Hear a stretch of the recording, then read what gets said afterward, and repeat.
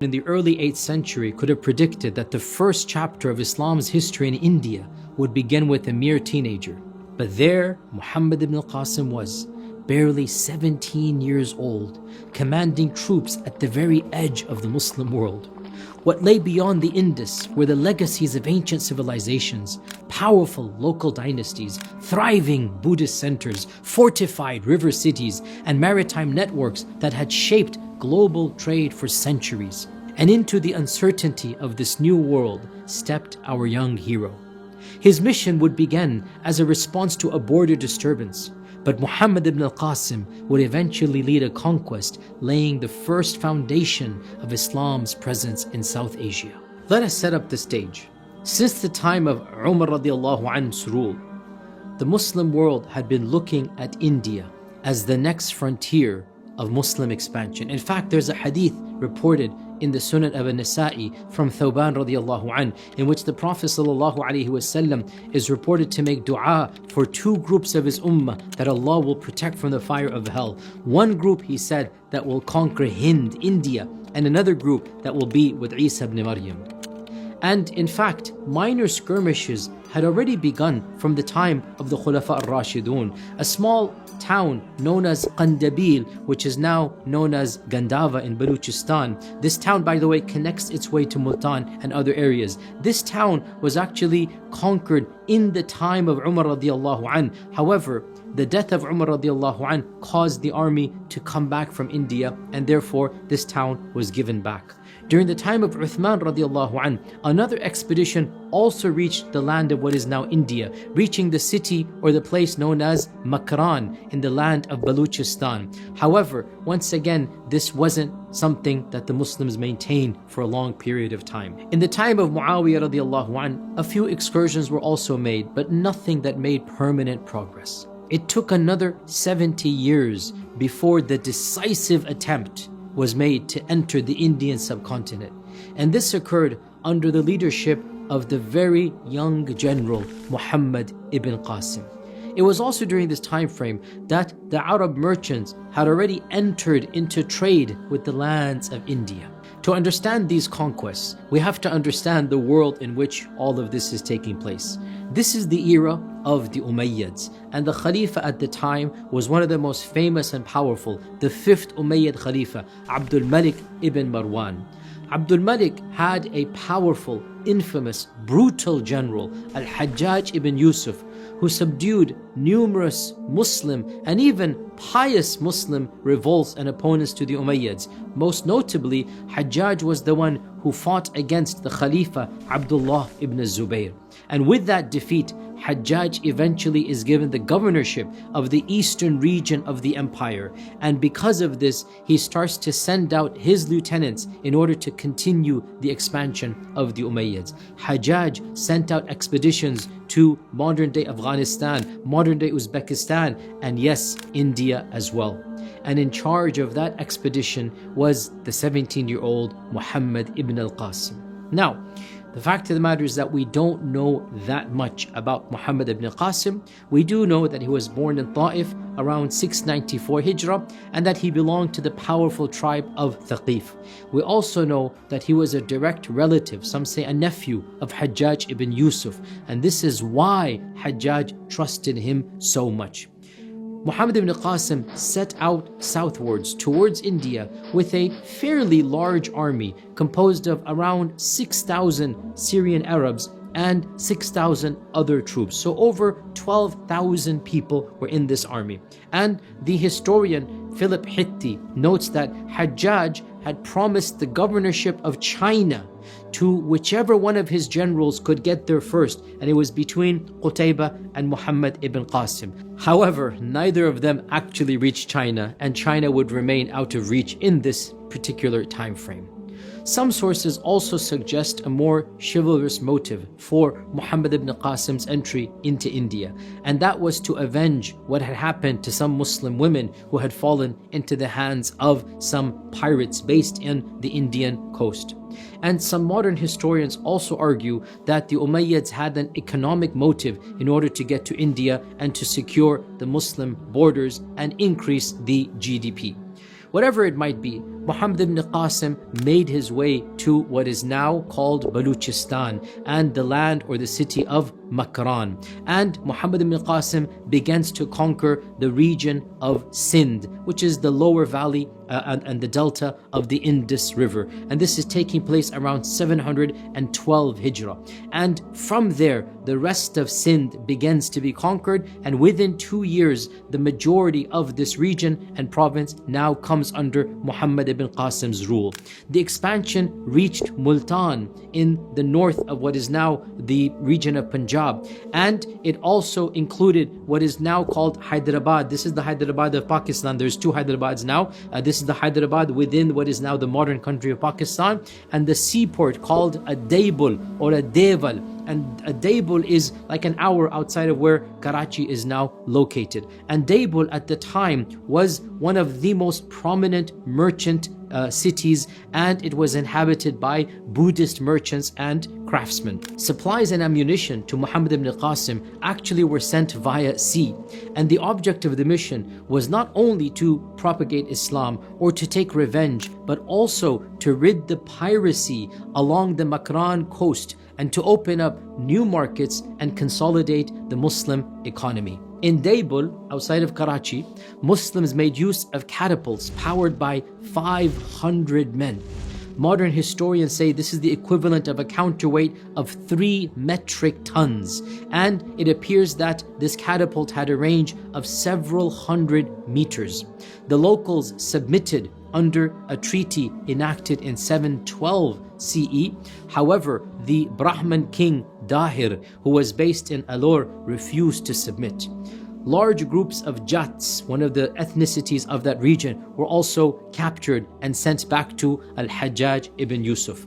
While Sindh and Makran supplied the Arabs with slaves, most of the Jats eventually converted to Islam, and eventually Muhammad ibn Qasim also subdued another ethnicity called the Med, and the Med people were the primary group that was involved in the piracy of the seas. However, it needs to be stressed that Muhammad ibn Qasim did not attempt, much less force, mass conversion. He left the people to their ancient faith, except for those who voluntarily wanted to convert to Islam. And this is something that the early historian of India, Al-Bayruni, actually documents. Muhammad ibn Qasim was actually very pragmatic in accepting the native Hindus as people of the book. And it is reported that Muhammad ibn Qasim considered the Hindus to be like the Sabi'un, like the faith group, the Zoroastrians, that Umar ibn al-Khattab radiallahu anh had included with the Ahl Kitab. And Muhammad ibn Qasim said these two are also going to be considered Ahl Kitab. And what this means was that he allowed Hindus and Buddhists to remain upon their faith and to simply pay the jizya in order to be protected by the Muslim empire. Although this expedition did open the doors to India for Muslims, their influence wavered, and serious impact was not made in this time frame. That was only to be happening in the time of the Abbasids. That is because the army of Muhammad ibn Qasim, whilst in India, became involved in the power struggles taking place in Arabian lands.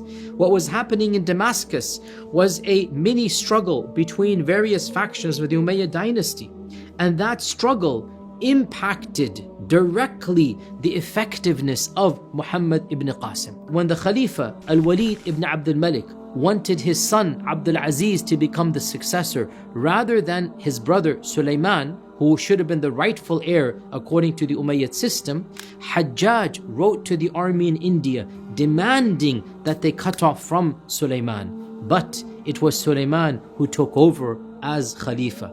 And after the death of Walid, they had no option but to embrace Sulaiman. But Sulaiman was very bitter because Hajjaj had told the Indian Muslims to disassociate from him. And therefore, upon the accession of Sulaiman ibn Abdul Malik, the Muslim impact in Sindh weakened. And that is because sections of the army loyal to Hajjaj did not receive the backing of the Khalifa. And Sulaiman was very angry at Muhammad ibn Qasim, especially because he was related to Hajjaj, and so he actually called him back and it appears he was executed in very dubious circumstances. And subhanAllah, the politics of the palace in Damascus directly impacted the spread of Islam in India. Under these circumstances, some Indian princes who had submitted to Muhammad ibn al-Qasim managed to regain independence and break away from the Muslim and Arab rule.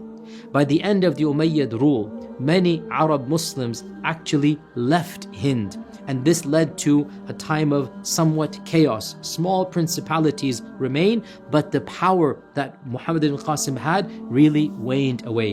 And it took a few decades later, during the reign of Al-Mansur in the Abbasid time frame, around 775, in order to re-secure the Muslim principality within Sindh and Makran. And all of this is in accordance with what Allah subhanahu wa ta'ala says in the Quran, that Allah is Malik al-Mulk, tu'til mulka man tasha. He gives kingdoms to whomever He pleases, and He takes kingdoms away from whomever He pleases, and He bestows honor on whomever He wills, and He brings disgrace upon whomever He wills. Indeed, Allah is the one who is capable of all things.